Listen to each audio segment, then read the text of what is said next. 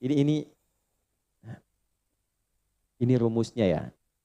Ini jarang diketahui ini, tapi insya Allah kalau paham ini, insya Allah senang menikmati. Tapi jaga ya, ini rahasia di antara kita aja nih. Gini, dalam fikih rizki itu ada 3 hal yang pokok. 1, rizki itu akan diberikan. Rumusnya ya, akan diberikan saat ikhtiar kita keluar. Apapun jenisnya. Sudah jelas itu. Ya. Itu ada di Quran surah ke-51. Sudah? Di ayat 22. Wa fis samaa'i rizqukum wa ma tu'adun. Dan di langit telah ditetapkan kadar rizkimu. Dan dijanjikan oleh Allah pasti diberikan. Nah, kapan itu diberikan? Ketika ikhtiar kita keluar. Jadi yang laki-laki, yang ikhwan ini, contoh ini, kita sudah siap saja untuk keluar, baru bawa map melangkah untuk menjemput rezeki Allah, ya, itu sudah ditetapkan keluar. Cuma sampainya kapan kita terima, nanti ada aturan lagi yang mengikat. Ya, sesuai dengan kadar niat nanti. Niatnya apa nih? Apakah mencari rezeki untuk kebutuhan dunia saja?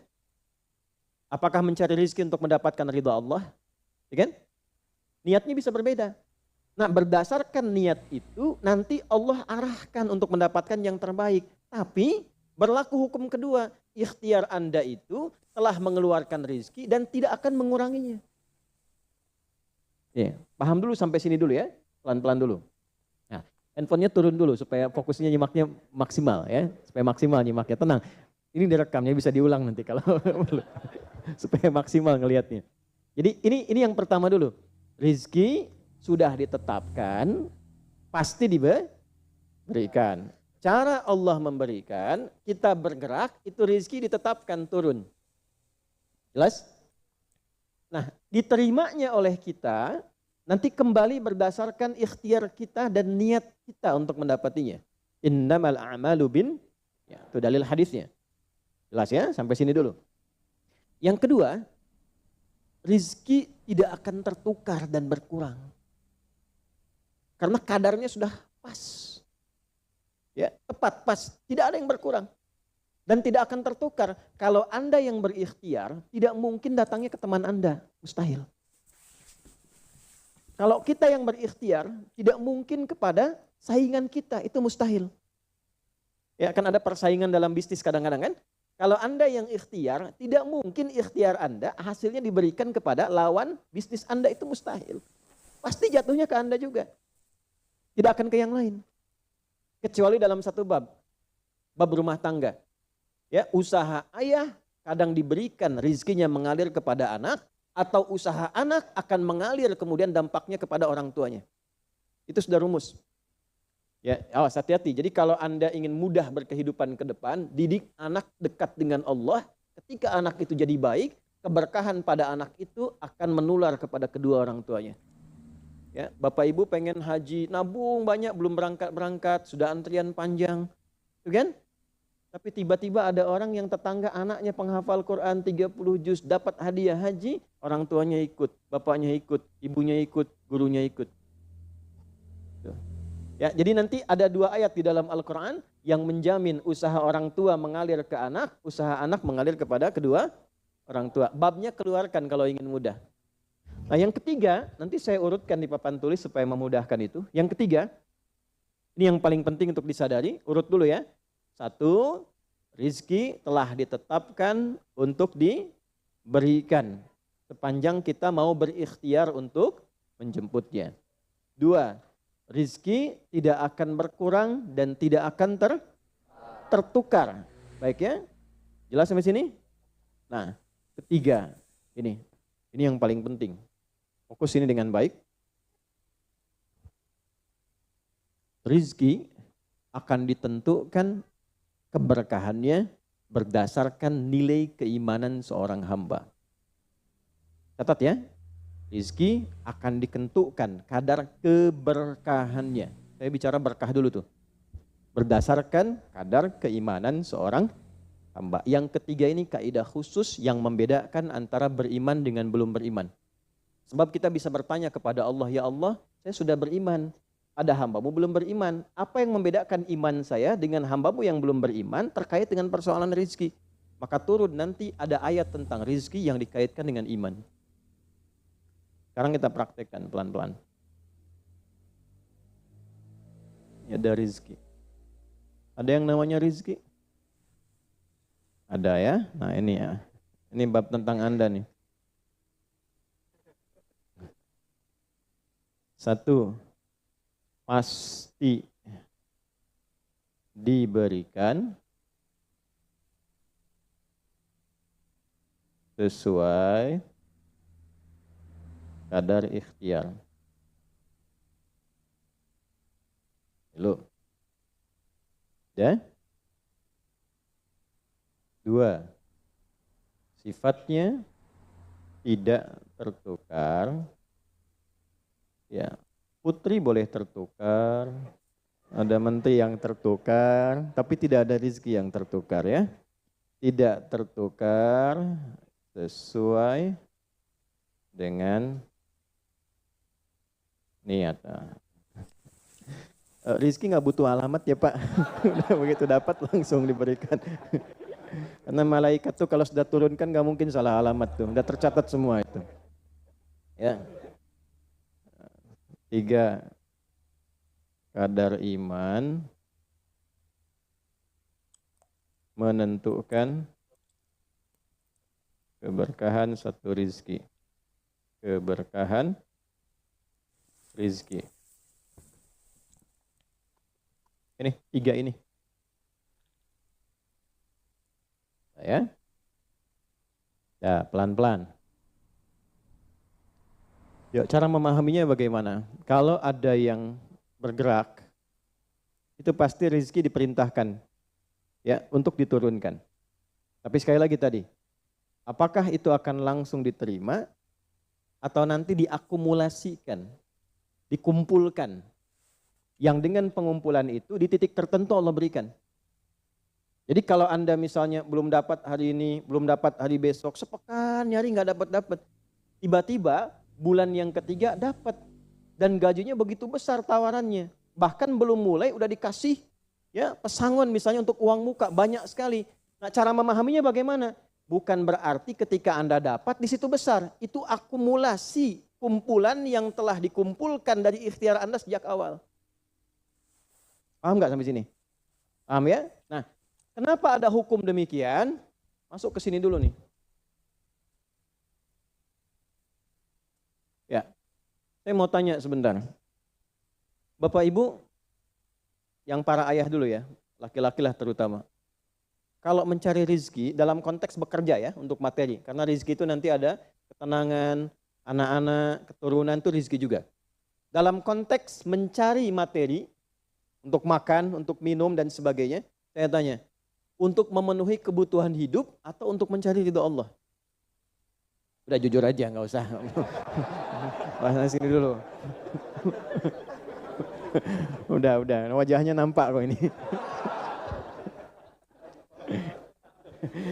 Saya tanya, untuk kebutuhan hidup atau mencari ridha Allah? Nah, ini nomor 1. Nggak mau kalah dua-duanya. Ridha Allah. Ini sekedar dunia. Pelan-pelan ya. Ketika Anda mencari rizki hanya untuk dunia, maka yang berlaku hukum dunia. Ya. Semakin Anda bekerja keras, semakin Anda dapat. Semakin Anda kreatif, semakin mudah dapat. Ya, semakin pintar, semakin mudah dapatnya. Di sini tidak berlaku masalah iman.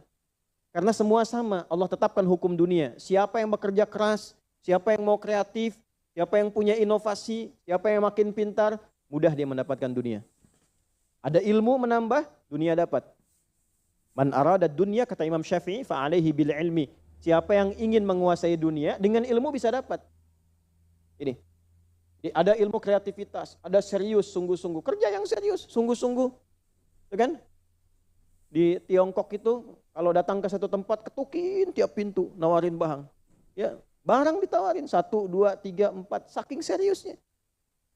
Orang mengerjakan apa, dia cari yang lain. Pernah dulu ada orang bukan muslim ke Saudi, mampir ke Jeddah hanya untuk lihat jemaah haji itu beli apa. Setelah itu dia pulang ke Tiongkok, ke Cina, ya. Musim berikutnya itu made in China. Semua buatan Cina tuh, yang tasbih Cina, yang sajadah Cina, dan harganya jauh di atas harga-harga standar. Itu tuh. Jadi kalau misalnya orang serius, sungguh-sungguh kreatif, inovasinya ada, bisa buat sesuatu yang orang lain nggak buat, dia bisa sukses. Hukum dunia. Gitu. Tapi semua apa yang didapatkan pun untuk memenuhi kebutuhan dunia saja. Nafsu ada di situ, persaingan ada di situ, ya, popularitas ada di situ. Makanya orang-orang yang kerjanya orientasi dunia itu pada umumnya, pada umumnya apa yang didapatkan hanya untuk memenuhi kebutuhan nafsunya saja. Selesai sampai sini. Nafsu itu kan nggak berhenti. Makanya perlombaannya berapa banyak? Ayo siapa yang duluan dapat 10 triliun, siapa yang duluan dapat 20 triliun, dunia. Dan nggak akan berhenti, begitu dapat pengen nambah lagi, dapat pengen nambah lagi. Walaupun yang dipakai mungkin tidak sampai ke situ. Sekarang saya tanya Anda ya, mengumpulkan sesuatu yang tidak Anda gunakan, bermanfaat tidak?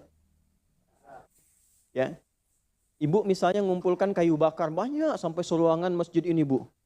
Ya, tapi yang Ibu pakai sehari cuma satu. Ya, dikumpulin 1, 2, penuh, tapi yang dipakai 1. Tapi nggak pernah puas melihat pengen lagi, sampai 10 masjid kayu dikumpulkan. Yang dipakai cuma 1. Kira-kira perbuatan semacam ini bermanfaat tidak? Nah, jika ada orang yang banyak bekerja, hanya membutuhkan sesuatu untuk memenuhi keinginannya saja, ketahuilah Anda terjebak dalam kehidupan duniawi. Mohon maaf sebesar-besarnya ya. Jadi kalau bekerjanya hanya untuk tambah tabungan lagi, cek saldo, bandingkan dengan teman-teman, tapi dari apa yang dikumpulkan tidak membuat Anda lebih baik. Ya, yang paling bahaya tuh gini, pas sakit carinya obat generik. Padahal kayaknya minta ampun gitu. Ya, itu menunjukkan bahwa ada sifat dunia yang menguasai. Pada diri pribadi pun bersifat masih kikir. Nah ini ya, ini yang berbahaya ini. Ya, kalau bekerjanya nggak ada masalah, serius dapat nggak ada masalah. Cuma yang dapat ini mengeluarkannya seperti apa? Kalau hanya mengumpulkan, hanya pamer, hanya untuk update, dia mau menyampaikan dengan pamernya, pakai hukum dunia, nggak bisa disalahkan dalam konteks dunia. Walaupun secara moral dalam hukum agama ini tidak dibenarkan. Jelas nggak sampai sini? Ya, sekarang saya tanya, ada nggak orang misalnya OKB misalnya, orang kaya baru gitu. Nah, baru kaya langsung pasang status, ada yang begitu? Ya, dapat mobil baru pasang status, ada yang begitu? Nah, ini biasanya semakin banyak dilakukan terjebak dengan hukum dunia. Tugas kita mendoakan, bukan mencela.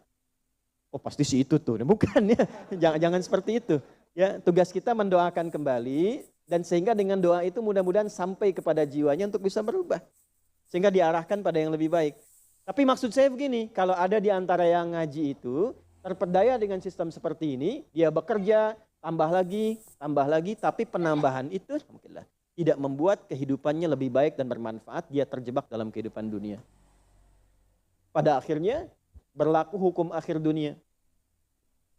Hukum akhirnya? Fana. Dunia itu kan punya 2 arti, satu cepat, yang kedua rusak. Cepat nggak terasa, kayaknya baru kemarin kita ngaji ya, sekarang ketemu lagi.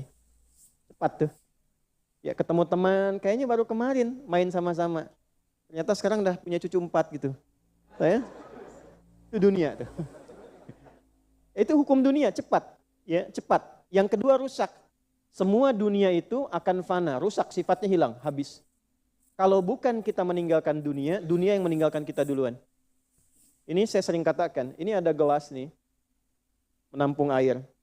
Airnya habis, didiamkan saja, jangan diapa-apakan. Ini kotor, rusak sendiri. Anda punya handphone, elektronik, simpan aja, nanti rusak sendiri. Sifat semua dunia itu rusak. Ya, di sepanjang kita berada di dunia, tubuh pun gak abadi. Yang ganteng-ganteng akan hilang dengan sendirinya gantengnya. Makanya ibu kalau cari suami ganteng nanti rugi tuh. Ya, baik sama, istri juga demikian, yang perempuan demikian. Semua selama di dunia hukum berlaku. Nah, harta juga begitu. Saat dikumpulkan banyak yang dihitung ini, kalau tidak sadar dengan, nah ini poinnya, kalau tidak sadar dengan ketentuan hidup yang benar, pasti penyesalannya di akhir. Karena semua yang dikumpulkan itu pada akhirnya akan selesai hilang. Minimal manusia yang meninggalkan apa yang dikumpulkan dari dunia ini. Terkumpul 100 triliun, hartanya kumpul, manusianya kan meninggal juga. Ya kan? Selesai ya? Ya pertanyaannya, selama hidup yang kemakan berapa dari sini? Nah ini yang kemudian dikoreksi oleh agama, dituntun oleh Islam. Tidak salah. Kalau bisa jangan 100 triliun, nanggung 1000 triliun, 2000 triliun, 3000 triliun. Kayak Abdurrahman bin Auf tuh sampai 14.000 triliun. Kalau dihitung dengan kurs sekarang, sampai 14.000 triliun. Tapi ternyata apa yang dikumpulkan itu membawa keberkahan untuk dunianya plus membawa bekal kebaikan untuk akhiratnya. 1 dari 10 orang yang dijamin masuk surga tanpa hisab adalah orang paling kaya yang pernah hidup di muka bumi ini. Salah satunya Abdurrahman bin Auf. Hartanya kurang lebih sampai 14.000 triliun. Tapi bisa menggunakannya. Dunianya sejahtera, akhiratnya terjamin. Jelas sampai sini? Ya, nah maka yang paling menentukan itu ini satu niat, yang kedua di sini aspek keberkahan. Dicarinya pakai iman.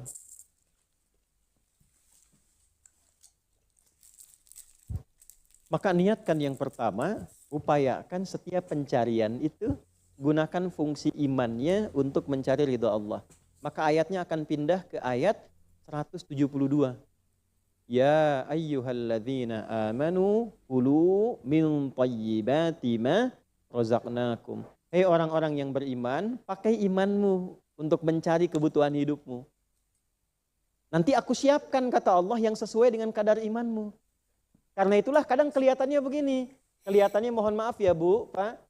Gak dapat lagi. Padahal sudah tahajud malamnya. Udah puasa, udah baca Quran. Lamar gak dapat lagi. Ini gak dapat lagi. Bukan karena ini Anda gak bisa dapat. Bukan. Karena belum cocok dengan iman Anda. Ini belum thayyib. Belum thayyib. Belum ada baiknya. Mungkin ada bagian dari usaha itu yang kurang cocok untuk iman. Tapi ikhtiar Anda mencari, itu oleh Allah ditetapkan. Setiap dia berangkat, tuliskan. Siap turunkan, siap turunkan. Cuma kapan diturunkan? Nah, itu kadang-kadang ada latihan untuk menguatkan keimanan kita. Sampai kita melewati semua perjalanan pencarian rezeki itu, baru diturunkan. Dan hebatnya, dalam mencari ini, Allah berikan bonusnya. Ada bonus pengalaman. Pernah sakit, pernah capek, pernah naik ini, pernah naik itu, tanpa sadar itu yang menempa dirinya menjadi sosok yang lebih kuat, lebih baik, yang ketika rezekinya diberikan seutuhnya, dia sudah bisa menggunakan rezeki ini sesuai dengan pengalaman sebelumnya. Nah, yang mahal tuh ini. Makanya Abdurrahman bin Auf itu kan diambil dulu, dirampas hartanya, berangkat 400 km, jalan kaki, nggak bawa apa-apa, dipakai dulu ilmunya, belajar dulu jadi penyalur, dapat upah, dapat bonus dulu, baru dipakai lagi. Tapi perjalanan itu menempa hidupnya dengan iman sehingga jadi orang terkaya yang pernah tercatat dalam kehidupan di bumi sampai hari ini.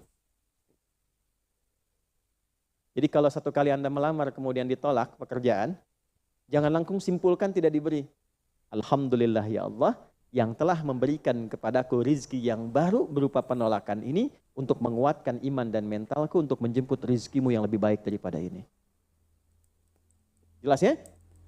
Nah ini poin-poin ini yang mahal. Nanti kalau sudah dapat ilmu ini, yang lainnya akan lebih mudah.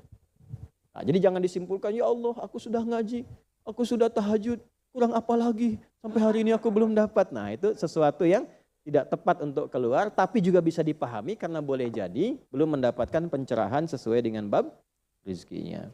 Nah pada akhirnya dikembalikan, kalau sudah dapat itu ditanya balik oleh Allah, itu mau dipakai apa?